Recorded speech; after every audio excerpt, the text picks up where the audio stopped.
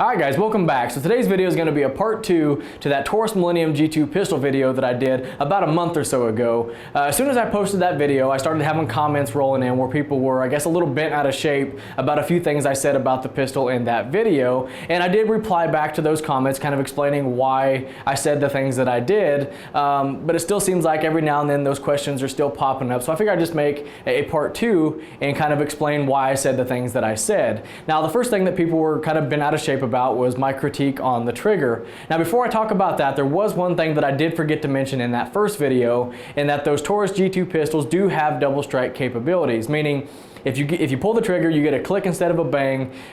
You can pull the trigger again and hopefully get that round to go off, whether you had a light primer or a super hard primer or whatever it is. You can pull that trigger again to hopefully get that round to go off. And I did know that about the pistols, I just forgot to mention it in the video.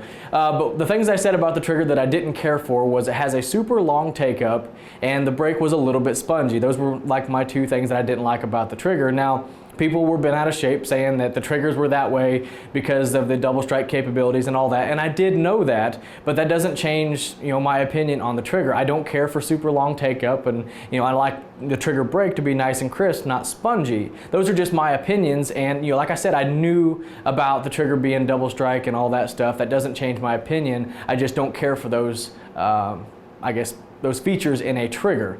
So that was the first thing. Now the second thing was when I mentioned that if you're going to buy a pistol and you know right out of the gate that you're going to put tons and tons and tons of ammo through it, whether you train a lot or just go out to the range a lot or whatever it is, if you know that you're going to put a ton of rounds through it and you have the money to buy ammo to do that, then why not spend a little bit more and get a pistol that has been proven to be able to handle super high round counts, like your Glocks, your SIGs, your M&Ps, things like that. And again, people were bent out of shape because I said to bypass the Taurus, and they were wondering why the Taurus couldn't handle things like that. And the simple fact was that I've never seen any type of proof, any type of documented proof of anybody putting super high round counts through those Taurus pistols. I've just never seen it.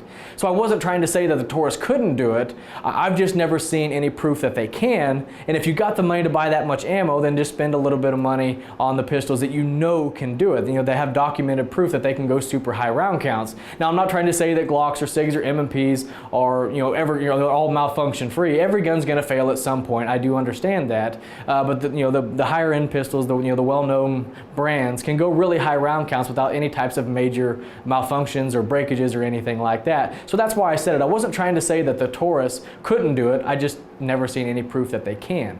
But anyhow, guys, I just wanted to kind of discuss those two things because, like I said, people were kind of bent out of shape about my those two opinions I had on the Taurus. But overall, guys, I really do think those Taurus pistols are excellent guns, especially for the price point. I mean, as low as $199, probably the high end $250. I mean, you're getting a lot of gun for your money. And from my experience, and then from what I'm reading in the comments from all you guys saying, all the good luck you're having with yours. I get people on there saying they have 2,000, 3,000, 4,000 rounds through theirs without any issues and stuff like that. So I mean, they do seem like very quality guns, but I just had those few critiques on it and people were kind of bent out of shape. So I figured I would just kind of say or make this video to explain why I said what I said. But anyhow, guys, if you have any questions or comments about this video or anything else you see here on the channel, ask in the comment section below and I'll do my best to get back with you. And as always, I appreciate everybody watching. I appreciate everybody subscribing, and we'll catch you in the next one.